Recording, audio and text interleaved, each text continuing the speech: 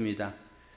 우리 오늘 장로님이 기도를 참 잘 해주셨어요. 욥기에 관한 기도도 해주셨고 다니엘에 관한 기도도 해주셨고 또 저를 위해서 성지순례 또 오가는 여정 속에 지켜달라고 기도해달라고 이렇게 보호해달라고 기도해 주셨는데 감사합니다.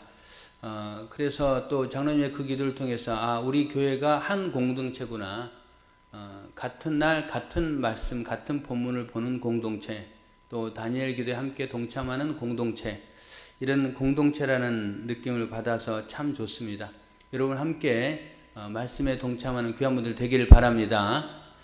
말씀에 씨를 뿌리면요 결코 헛되는 것이 없습니다. 하나님은 그 말씀 가운데서 우리를 지키시고 보호하시며 반드시 좋은 열매, 선한 열매 맺게 하실 줄로 믿습니다. 우리는 어떤 인생의 문제가 발생했을 때에 그 문제에 집중할 것이 아니고 문제보다 더 크신 하나님께 집중해야 됩니다. 문제를 묵상할 것이 아니고 문제보다 더 크신 하나님을 묵상하는 그런 신앙의 자세가 훨씬 바람직하고 지혜로운 자세입니다. 여러분 꼭 그렇게 살아가는 귀한 분들 되기를 바랍니다. 11월과 12월 두 달 동안 이제 욥기 말씀 살펴보도록 하겠습니다. 그래서 여러분 사실 욥기 내용을 살피면요 1장, 2장, 오늘 우리가 읽었던 2장까지는 그래도 내용이 이해가 됩니다. 조금 이해가 되는데 3장부터 이제 42장 말씀까지 펼쳐지는데 끝부분 말고는 또 사실 어렵습니다. 어렵고요 난해하고 이것을 어떻게 우리가 읽어야 되는 게 해석하기가 쉽지 않지만 큐티를 통해서 또 짧은 본문을 보며 또 해설집을 보면서 이해하고 그 다음에 이제 제가 성지순례 다녀오는 기간 동안에는 여러분에게 도움을 드릴 수 없지만 또 그 후나 또 어느 때든지 이렇게 또 새벽 설교를 들으면 훨씬 여러분이 이제 본문을 이해할 수 있는 그런 유익한 부분이 있으니까 그렇게 하셔서 함께 하나님 베푸시는 은혜를 맛보는 귀한 분들 되기를 바라겠습니다. 하나님이 우리를 괜히 시온교회 성도로 있게 하신 것 아니에요. 하나님은 우리로 하여금 시온교회 성도가 되게 하셨고 이 공동체 안에서 한 말씀 그리고 한 목표, 한 꿈, 또 한 섬김을 하나님이 하라고 우리를 이곳에 붙여준 겁니다. 그래서 다른 교회는 어떻게 하더라, 다른 교회는 어떻더라 그런 거 우리 하나님은 결코 그렇게 우리가 기뻐하지 않아요. 하나님 원하는 것은 너에게 집중해라 그런 말입니다. 우리가 자식이 있는데 신하미 집사님이 자식이 있는데 그 자식에 집중 안 하고 너희들은 알아서 커.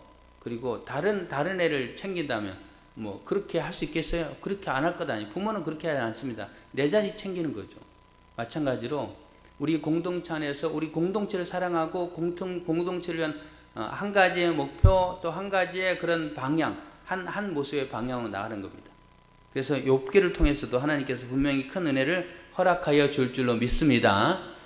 이 욥기는요 욥이라는 사람이 살았던 곳이 어딜까? 그것은 아마도 그 에돔 땅 뭐 위나 아래나 뭐 이런 부분들. 그래서 이스라엘의 북부 쪽 아니면 내지 이스라엘 동쪽 그런 동북쪽 위치 그쪽 위치쯤 욥이 살았지 않았을까라는 이야기를 신학자들이 이야기를 합니다. 그 다음에 욥은 그럼 어느 시대 사람인가? 아브라함 시대 사람입니다. 그렇게 이제 추측을 하는데 저는 아브라함 시대의 사람이다라고 이야기하는 그 부분을 들으면서 아니 그러면 하나님이 아브라함 부르지 말고 욥을 부르지 왜 아브라함 불렀을까? 라는 생각도 한번 해봤습니다. 욥이 오늘 본문을 보면 멋지잖아요. 하나님 앞에 온전하고 그 다음에 정직하고 또 하나님을 경외하고 악에서 떠난 자. 아브라함도 그랬을까요? 아브라함 우상 숭배자였잖아요. 제일 처음에 아브라함이 등장할 때. 그래서 하나님이 그러면 욥을 부르지 왜 아브라함 불렀을까? 라는 것 생각해 봤지만 그거는 이제 하나님의 뜻이니까 우리 하나님의 뜻은 알 수 없잖아요. 하나님이 그 동일한 시대에 살았을지라도 하나님 아브라함 불렀다는 거예요. 그런 부분, 그건 하나님의 뜻으로 우리가 맡기는 거고요. 하여튼 욥의 배경을 보면 그런 모습들을 살펴볼 수 있습니다. 그 다음에 이제 욥의 그 상황들을 욥기 1장에서 이야기하잖아요. 욥에게는 아들 7, 딸 3이 있었습니다. 그래서 10명의 자녀가 있었고요. 그 다음에 그에게는 양, 낙타, 소, 그 다음에 암나귀 이런 4가축들이 등장하는데 양이 7,000, 그 다음에 낙타가 3천, 그 다음에 소가 500결이, 그 다음에 암나귀가 500마리 이렇게 등장합니다. 굉장히 풍성하죠. 엄청난 그런 가축의 양을 가지고 있습니다. 그리고 종도 많았다라고 기록합니다. 이게 이제 욥의 이제 그 생활적인 배경이라면 그의 신앙의 배경도 나와 있잖아요. 아까 말씀드린 대로 욥은 온전한 사람이었다. 욥은 흠이 없는 사람이었다. 욥은 정직한 사람이었다. 하나님 앞에 정직한 거죠. 욥은 정직한 사람이었다. 또 사람들 앞에도 정직한 거죠. 그 다음에 세 번째, 욥은 하나님을 경외하는 사람이었다. 경외한다는 말은 두렵고 떨림으로 하나님을 섬긴다라는 말입니다. 두려움으로 하나님을 섬겼다는 거예요. 욥은 하나님을 두려워했다는 거예요. 여러분 하나님을 두려워하는 경험들 되기를 바랍니다. 이렇게 욥은 세 번째, 욥은 그 다음에 네 번째, 욥은 악에서 떠난 사람, 이런 네 가지 이야기를 합니다. 그래서 욥의 신앙은 그 완전한 신앙의 모습이다라는 생각을 가져봅니다. 이렇게 욥의 배경을 이야기하면서 그 다음에 천상회의가 펼쳐집니다. 하나님의 이제 존전에서 펼쳐지는 회의, 이런 이제 그 상황이 전개가 되는데, 이 천상회의에 관한 부분은 우리 지난번 열왕기상 살펴볼 때 열왕기상 22장에 보면은 아합이라는 북이스라엘 왕을 내가 그를 죽여야 되겠는데 어떻게 죽일까? 너희들이 어떻게 아합을 이렇게 넘어지게 할까라고 그 회의 펼쳐지잖아요. 거기도 보면은 이제 천사들이 영들이 모여서 회의하고 어떤 거짓말하는 영이 내가 이렇게 해서 아합을 꼬셔내겠습니다. 그리고 아합을 죽게 만들겠습니다. 그것도 천상회의 장면이고 오늘 본문도 천상회의 장면. 그러면 실제 천국에서 이런 천상회의 펼쳐질까? 그것까지는 알 수가 없어요. 다만 이제 우리가 이해하기 쉽게 그런 장면들을 이제 이렇게 소개를 하는 겁니다. 오늘 본문도 그렇게 소개가 됩니다. 그러면서 욥기 1장에 소개되는 건 뭡니까? 하나님이 이제 그 하나님이 회의하는 그 현장에 사탄도 등장합니다. 그래서 이 사탄이 등장한다는 것은 신학적으로 따지면은 그 헬라 문화, 그 다음에 또 이런 그 이원론 사상, 뭐 선과 악을 뚜렷이 구별하기 전에 그때의 사상에 보면은 사탄도 그냥 하나님이 부리는 종 가운데 하나입니다. 그래서 사탄이 신약 시대에 보면은 아주 하나님을 대적하는 그런 존재로 등장하지만 과거로 가서 구약 시대에 보면은 이 사탄은 하나님을 대적하는 존재가 아니고 하나님 부리는 존재라는 부분. 그래서 열왕기상 22장에 근거한다면 거기에는 그 거짓말하는 영이 나오는데 아마도 그 거짓말하는 영이 사탄이 아닐까 이런 생각도 한번 해봤습니다. 하여튼 그런 부분에 사탄도 거기에 있었는데 하나님이 내가 욥을 주의하여 보았느냐? 그와 같이 이러한 사람은 없었다라고 말하죠. 그럴 때 사탄이 대답합니다. 욥이 까닭 없이 하나님을 섬기겠습니까? 그의 소유물들을 치시면 그가 하나님을 욕할 것입니다. 라고 사탄 이야기를 합니다. 그러자 하나님은 사탄에게 그래? 그럼 너가 한번 욥을 너가 시험해 봐라. 라고 하나님이 욥을 시험할 거에 대해서 허락하시는 그 모습이 욥기 1장에 펼쳐집니다. 그래서 이제 사탄은 땅에 내려와서 욥을 시험하죠. 그래서 욥을 시험하는데 어떻게 합니까?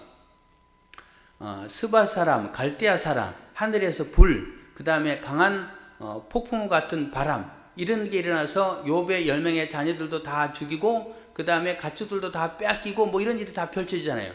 이게 하루아침에 그 모든 소유물들이 다 사라진 겁니다.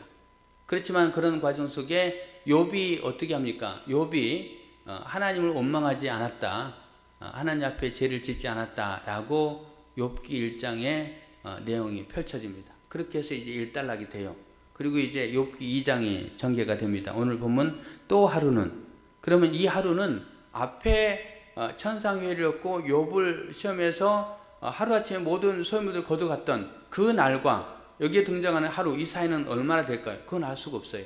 예. 어제 일이 있었고 오늘 또 바로 펼쳐졌다. 그건 아닌 것 같아요. 뭐 이 펼쳐진 시간이 한 1년 정도 될 수도 있습니다. 그거는 알 수가 없어요. 예, 알 수가 없지만 하여튼 어느 날 하루 또 천상회의 과정이 펼쳐지는데 하나님이 사단에게 너 어디 갔다 왔느냐? 네, 땅을 두루 다니고 왔습니다. 너 욥을 주하여 보았느냐? 네, 봤습니다. 그래, 욥이 까닭 없더라도 하나님을 경외하는 것도 보지 않았느냐라고 말합니다. 그렇게 이제 하나님은 욥에 대해서 칭찬을 합니다. 근데 욥에 대해 칭찬할 때 사탄이 대답합니다. 오늘 4절에 보면은 사탄이 여호와께 대답하려되 가죽으로 가죽을 바꾸오니 사람이 그의 모든 소유물로 자기의 생명을 바꾸올지라. 이제 주의 손을 펴서 그의 뼈와 살을 치소서. 그리하시면 틀림없이 주를 향하여 욕하지 않겠나이까. 이렇게 말합니다. 사단이 또 이야기하죠. 가죽으로 가죽을 바꿀 수 있겠습니까? 그거는 불가능한 일 아닙니까?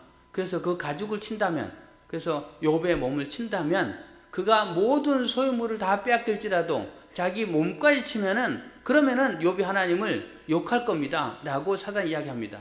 그 말을 들은 하나님이 사단에게 두 번째 허락을 하죠. 너가 한번 그러면 욥의 몸을 쳐봐라, 뼈와 살을 쳐봐라. 대신 그 생명은 해하지 말라 라고 하나님이 말씀하십니다. 여러분, 우리의 생명의 주권이 사단에게 있지 않고 하나님께 있음을 믿으시길 바랍니다. 사단이 하나님의 허락을 받아 우리의 어떤 것도 다 시험할 수 있지만 나를 죽일 수는 없어요. 왜? 생명의 주권은 하나님께 있기 때문에. 그래서 여러분, 하나님을 신뢰하고 하나님을 믿고 하나님이 내 생명을 보호하시면 완벽하게 보호된다. 아니면 내 생명이 끝나는 건 하나님 나를 데리고 가는 거다 라고 우리가 그런 믿음의 고백을 가지고 죽음에 대해서 두려워하지 않고 살아가는 귀한 분들 되기를 바랍니다.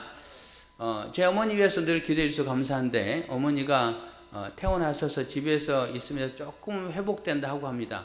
다만 그에 불구하고 이제 음식을 아직 못 드시기 때문에 콧줄을 통해서 이제 음식을 제공하고 있고 그냥 거의 누워 계세요. 누워 계시는데, 그런 과정 속에 저는 생각하기를 하나님 우리 어머니를 데려갈 수 있는데 아직까지 생명을 연장시켜 두시는 이유가 뭡니까?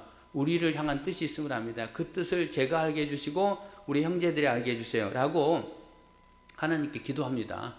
그런 부분에 이게 생명의 주권은 하나님께 있다는 거예요. 인간적으로 보면은 진작 데려갈 수도 맞는데 하나님은 아직 연장시켜 두거든요. 대신 이제 제가 성주체육 기간에는 어떤 일이 없었으면 좋겠어요. 그래서 그걸 특별히 기도하고 있고 또 제 전화기도 열어놓고 있고, 하여튼 그런 상황입니다. 여러분들 기도해 주시길 바라겠고요. 하여튼 하나님이 사탄에게 그 생명만큼은 건드리지 말라라고 말씀합니다. 그래서 이제 사탄이 또 땅에 내려와서 어떻게 합니까? 욥의 몸을 치죠. 욥의 몸을 칩니다. 욥의 몸을 쳤고, 욥은 이제 발바닥부터 정수리까지, 발끝에서 머리끝까지 온몸에 악성 종기, 또 다른 번역성에 보면 부스럼, 이게 발생해서 질그릇으로, 우리로 치면은 토기 그릇으로, 아니면은 옹기 그릇으로 온몸을 긁고 있는 거예요. 너무너무 가려워서 고통스러운 거죠. 그렇게 긁고 있는 이제 그 욥의 모습을 보게 됩니다. 그것을 지켜보던 아내가 어떻게 말합니까? 그것을 지켜보던 아내가 그대의 말이 한 어리석은, 아니 이거 아니죠. 위에 당신이 그래도 자기의 온전함을 굳게 지키느냐? 하나님을 저주하고 죽으세요 라고 말합니다. 아니, 욥의 아내가 말하는 겁니다. 당신이 그럼에도 불구하고 온전함을 지키겠습니까? 차라리 하나님을 저주하고 하나님 욕하고 죽으세요 라고 말합니다. 여러분, 그런 모습을 통해서 우리는 욥의 아내 참 욥을 격려하고 위로해도 뭐 하여튼 그나마 괜찮다고 하는데, 자기 남편에게 하나님 저주하고 죽으라, 참 나쁜 여자로 우리가 표현하곤 합니다. 하여튼 그렇게 오늘 본문 내용들이 전개되고, 그 다음에 2장 끝부분에는 3명의 친구들이 등장하죠. 3명의 친구들이 욥의 소식을 듣고 욥을 방문합니다. 욥의 소식을 듣고 방문했다는 것은 욥의 그 고통의 시간이 아까 말한 대로 이틀 만에 벌어진 일은 아니고 긴 기간에 벌어졌다라고 짐작할 수 있는 거예요. 그 친구들이 방문한 다음에 7일 동안 그 친구들이 욥과 함께 슬퍼합니다. 욥을 위로하는 그런 모습을 보여주고 있습니다. 이게 오늘 본문의 내용입니다. 이 내용을 통해서 몇 가지 교훈을 생각해 보고자 합니다. 가장 첫 번째로는 인과응보의 신앙입니다. 인과응보, 여러분 뭘 말하는 겁니까? 내가 선한 일을 심으면 선한 열매를 맺게 되고 악한 일을 하면 악의 열매가 맺게 된다. 이가 인과응보잖아요. 다른 표현들은요, 이런 것도 있죠. 사필규정, 결자해지, 자업자득, 뿌리는 대로 거둔다, 뭐 이런 표현들 다 비슷한 표현들입니다. 근데 우리 신앙의 모습도 그렇게 이야기를 하죠. 여러분, 우리가 그 지혜에 관한 성경들을 몇 군데를 볼 수 있습니다. 잠언 지혜에 관한 부분이죠. 전도서 지혜에 관한 부분이죠. 거기에 시편도 지혜에 관한 부분이죠. 그런데 여기에 욥기도 지혜에 포함되는 겁니다. 시가서라고 하거든요. 예, 시가서인데 이제 그런 부분에. 그래서 우리가 이런 그 시가서에 나와 있는 성경들을 순서로 본다면 젊을 때의 잠언 성경을 봐야 된다라고 살펴볼 수 있고요. 그 다음에 두 번째 살펴본 것이 욥기 성경입니다. 세 번째 살펴본 것이 전도서. 이렇게 순서로 그 시간대의 흐름을 편성할 수 있습니다. 왜냐하면은 잠언의 사상은 뭐냐? 인과응보의 사상입니다. 내가 하나님 앞에 성실한 신앙생활을 하나님 복 주신다. 그게 이제 잠언의 내용입니다. 잠언의 지혜입니다. 그런데 오늘 우리가 살펴보는 욥기의 지혜는 어떤 지혜냐면은 인과응보대로 하나님이 역사하지 않을 때도 있다라는 걸 말하는 겁니다. 오늘 욥은 의인의 고난이잖아요. 의인의 고난 받는 자의 대표자라고 할 수 있습니다.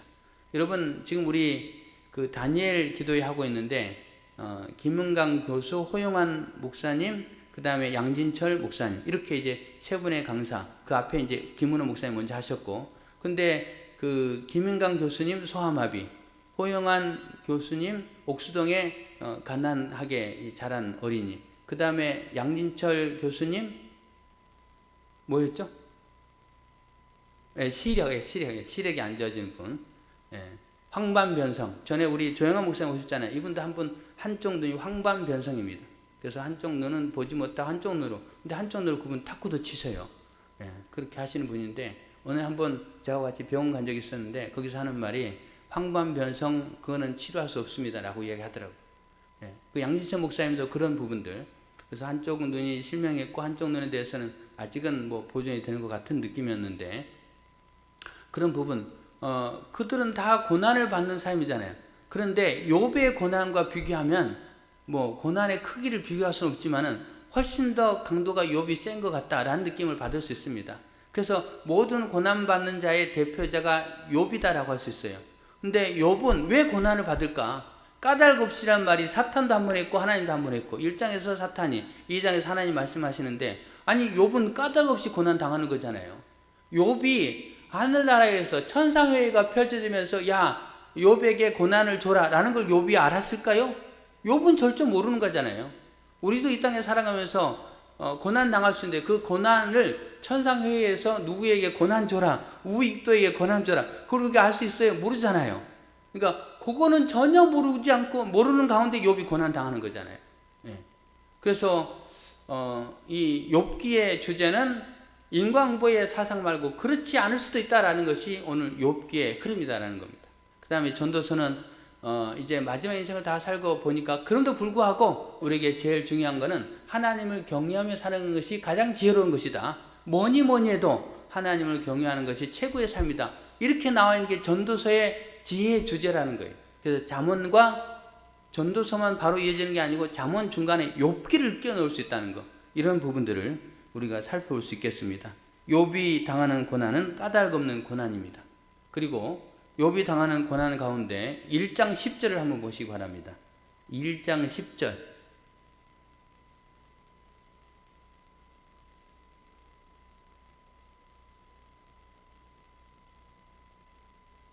네, 1장 10절. 한 목소리 같이 읽을까요? 시작.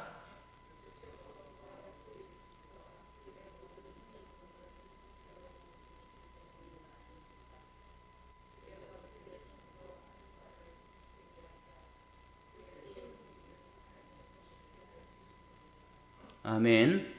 네.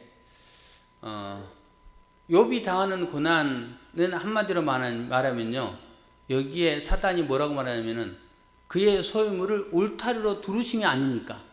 그의 소유물을 울타리로 둘렀기 때문에 하나님이 욥이 갖고 있는 그런 소유물 모든 것을 울타리로 보호하셨기 때문에, 그래서 욥이 하나님을 잘 섬기는 거 아닙니까? 이렇게 말합니다.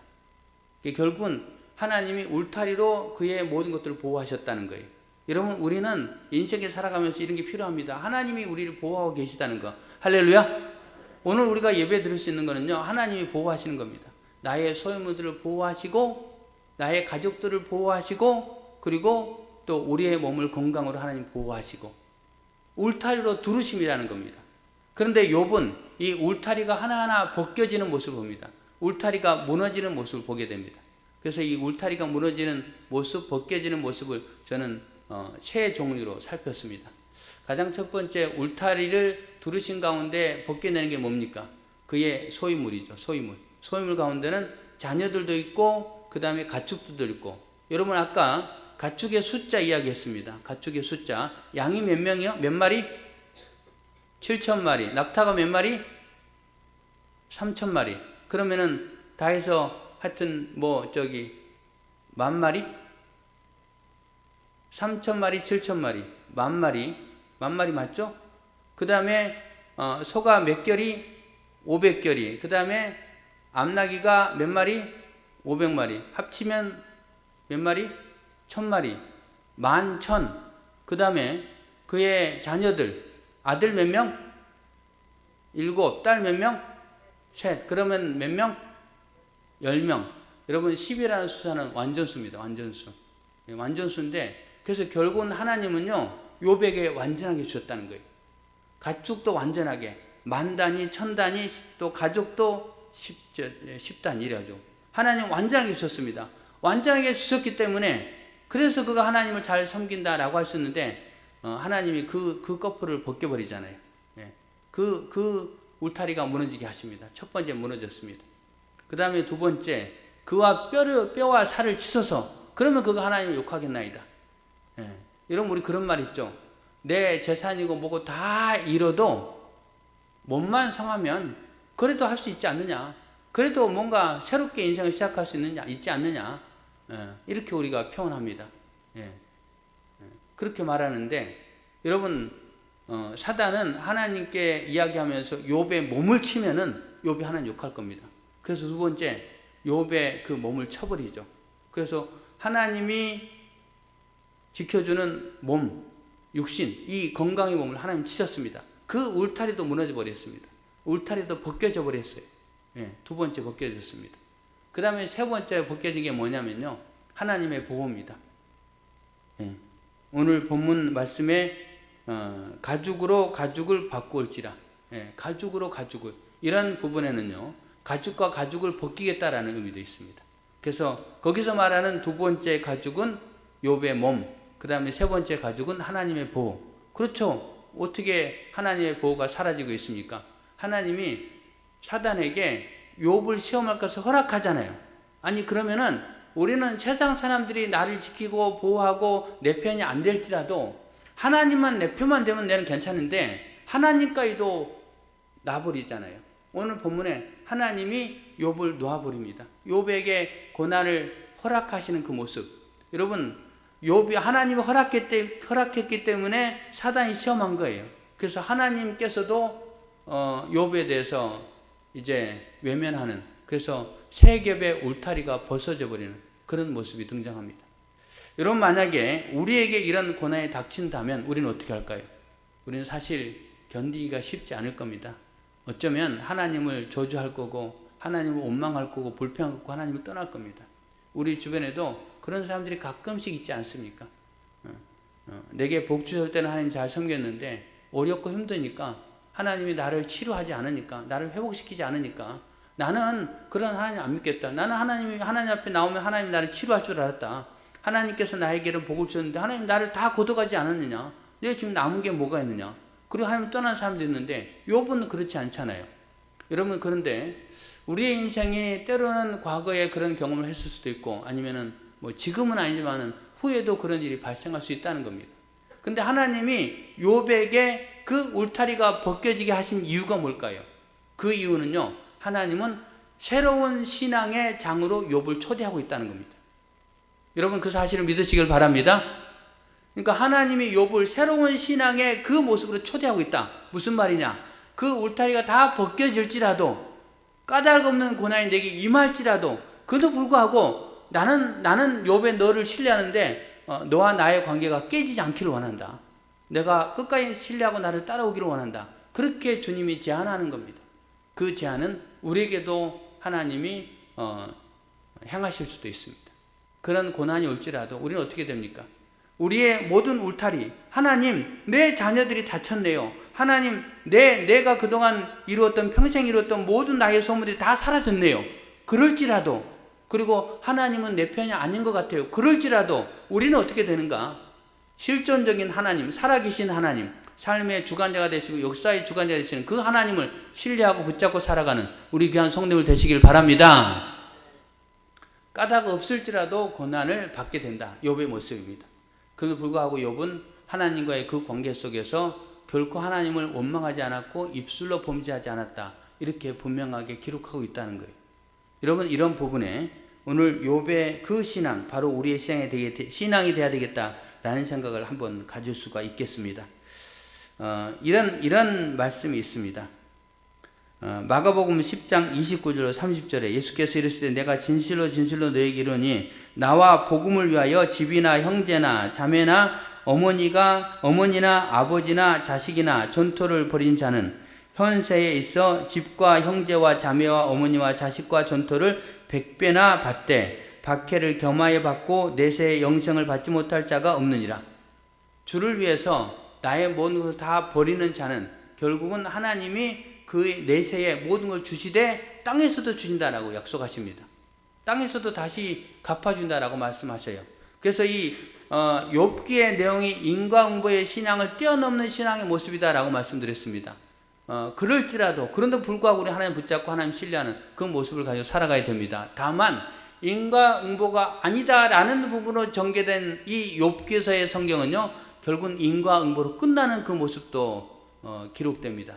인과응보가 상관없다. 그래도 우리 하나님 섬기겠다. 하지만 그 과정 속에 욥이 하나님 포기하지 않았을 때 결국은 인과응보로 응답하십니다.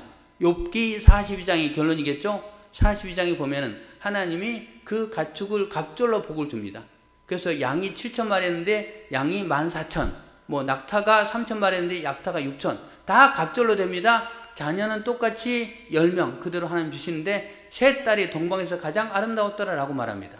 그리고 욥이 그 사건 이후에 140년을 더 살면서 자손 4대를 보았다라고 되어 있습니다. 또 인과응보가 등장해요. 그럼 도대체 뭐가 맞아요?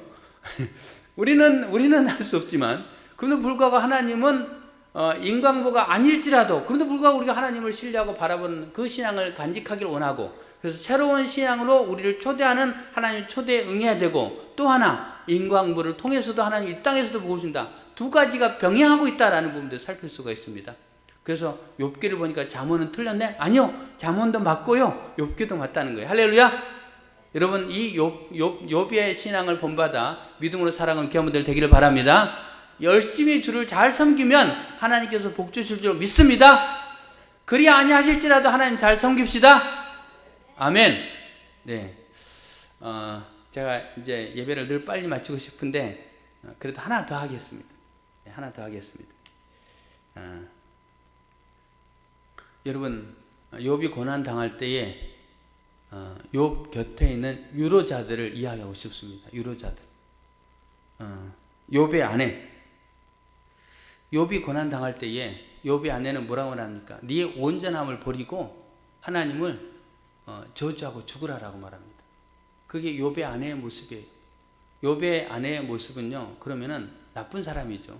자기 남편이 고생하고 있는데 그 아내가 거기서 좀 격려해도 하여튼 다가 아닌데 그 남편에게 하나님 저주하고 죽으라고 하잖아요. 여러분, 그런 아내 되지 않기를 바랍니다. 그런 남편 되지 않기를 바랍니다. 그런데 오늘 욥의 아내의 모습을 조금 깊이 들어가 보면요, 다른 부분을 느낄 수 있습니다. 여러분, 욥이 고난 당하고 있습니다. 그 첫 번째 고난과 두 번째 고난, 그 이후의 시간들이 얼마 될지 모른다고 했습니다. 그렇다면 그것을 바라보는 욥의 아내 어떻게 될까요? 다른 여자 같으면은 욥을 떠나야 됩니다. 내가 욥한테 시집 와가지고 지금까지 살았는데, 욥이 그래 하나님 잘 섬겼는데 그럼 하나님이 저 사람 치지 않았느냐? 그럼 하나님 없는 거나 마찬가지다. 떠났어야 돼요. 아니, 욥이 굉장히 괴로워하죠. 그래서 그의 옷을 찢고 그 다음에 머리털을 깎고 또 엎드려 고통스러워 하잖아요. 그게 욥의 모습인데요. 여러분, 자식이 죽으면은 아버지가 더 아파요? 엄마가 더 아파요? 누가 더 고통스러워요? 엄마가 훨씬 고통스럽죠. 자기 배에 낳은 자식인데 10명인데 10명이 사라졌잖아요. 엄마가 더 고통스러운 거예요. 그래서 이 부분을 우리는 욥의 아내가 참 나쁜 사람으로 인식이 됐는데 성경 가운데 번역본이 많이 있는데 70인역에 보면은 이렇게 번역되어 있습니다. 뭐라고 번역되어 있냐면요.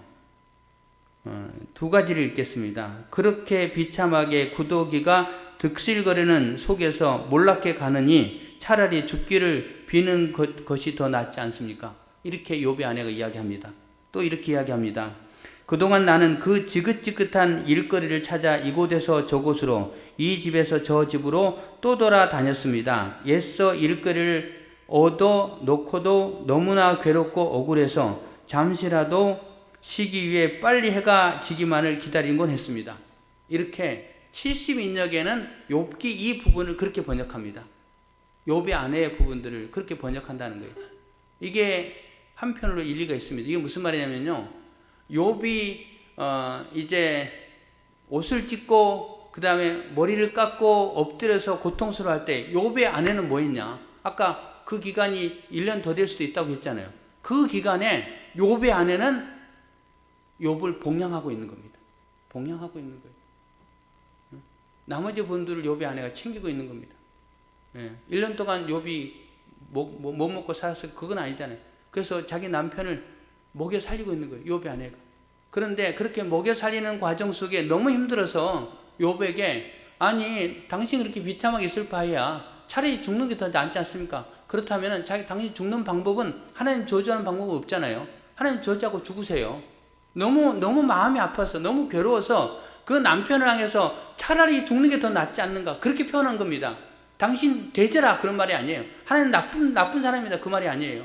하나님이 여전히 당신을 그렇게 하는데 차라리 죽는 게 더 나을 것 같습니다. 이런 표현하는 거고 하고 그 다음에 또 하나 그 뒷부분에 읽었던 이 집 저 집 떠돌아다니면서 먹을 것을 늘 구걸했다는 거예요. 왜? 다 사라졌잖아요. 소유물 다 사라졌잖아요. 먹을 것을 구걸하면서 찾아다녔다는 겁니다. 그리고 너무 힘들게 일하다가 너무 괴로워서 지쳐가지고 차라리 이 해가 짧았으면 좋겠다. 그럼 내가 이 고통을 조금 면하게 되지 않겠는가. 이렇게 생각하는 욥의 아내의 모습이라는 겁니다. 이것을 증명하는 게 뭐냐? 증명하는 게 두 가지 살필 수 있는데 하나는 이런 고통 가운데 있는 욥의 아내가 떠나지 않았다는 거 하나 하고 떠났다는 기록이 없잖아요. 그 다음에 마지막 욥기 42장에 욥이 10명의 자녀를 낳았는데 정확한 팩트, 정확한 진실한 표현이라면 욥이 또 다른 여자와 결혼해서 10명의 자녀를 낳았더라. 이런 언급이 있어야 되는데 그런 언급이 없잖아요.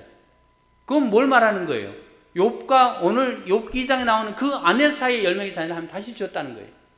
그렇다면 욥의 아내는 어떤 모습이냐? 욥이 그 절망 가운데 있는 가운데 욥에게 유일한 희망은 그래도 자기 곁에 붙어있는 아내의 모습이라는 겁니다. 그 아내가 자기의 큰 힘이 됐고 그 고난 가운데 이길 수 있었다는 거예요. 그래서 오늘 우리가 읽는 이 욥기 2장의 편 욥의 아내를 부정적으로 바라볼 수 있지만 사실은 다른 성경에 보면 그렇게 표현되어 있지 않다는 거예요. 욥의 아내는 욥의 유로자가 됐다는 겁니다. 여러분 그렇습니다. 고난당하는 사람이 있을 때에 나의 가족들이 고난당할 때 내 주변의 사람이 고난당할 때 여러분 끝까지 그와 함께 위로하고 격려하는 그런 분들 되시길 바랍니다. 그래서 우리가 욥의 아내의 모습을 새롭게 바라볼 수 있습니다. 또 하나의 유로자가 등장하죠. 욥의 세 명의 친구입니다. 이 세 명의 친구가 욥기 3장부터 보면은 신랄하게 욥을 비판합니다. 그런데요, 욥을 비판하는 과정에 전에 이 욥의 세 친구들은 뭐 합니까? 7일 동안 욥과 함께 있잖아요. 7일 동안 욥을 위로한 겁니다. 위로하고요. 그 다음에 욥이 3장에서 이제 자기의 정당을 막 주장하는데요. 그런데 욥기 2장에 나와 있는 부분에 욥기 1장과 2장의 차이가 뭐냐면요.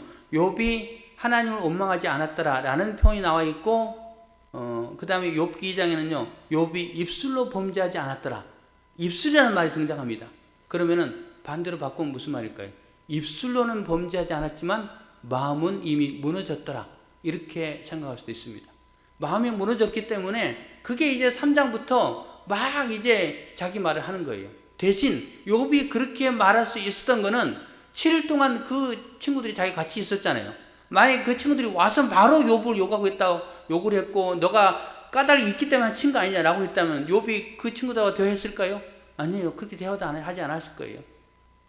그 친구들이 7일 동안 위로했기 때문에 위로가 됐고, 그리고 자기의 고통스러움을 친구들에게 표현하고 있는 겁니다. 예. 성경이 조금 달리 보이죠. 예. 여러분 그렇습니다. 욥의 친구들도 욥을 위로하고 있고, 욥의 아내는 특별히 욥에게 마지막 희망의 단초가 되고 있습니다. 우리도 그렇습니다. 내 주변에 고통당하는 사람, 힘들어하는 사람, 그 사람에 가서 격려하고 위로하고 또 그 사람의 말을 들어주고, 이것이 굉장히 큰 힘이 된다는 겁니다. 욥기의 내용이 그런 내용입니다. 오늘 이 부분을 붙잡고 여러분 오늘 두 가지 교훈들을 말씀드렸습니다. 첫 번째로는 까닭없는 고난이 있을지라도 하나님 우리에게 새로운 신앙의 세계로 초대한다는 걸 믿고 그 안에 우리가 하나님과의 관계를 결코 놓지 않는 신앙의 모습, 까닭 없는 신앙 때로는 있지만 그러나 인간부의 모습도 분명히 공존하고 있다는 것. 그래서 우리가 주님을 잘 섬기면 하나님께서 우리 은혜 주신다는 것. 이게 첫 번째. 두 번째, 고난 당하는 욥을 위로했던 욥의 아내, 그 다음에 욥의 세 명의 친구들 같이 여러분도 내 주변에 힘들고 어려운 사람들에게 끝까지 위로하고 함께 있어주는 그런 모습으로 살아가는 우리 성도님들 다 되시기를 예수님의 이름으로 축원합니다. 네, 함께 기도하겠습니다. 오늘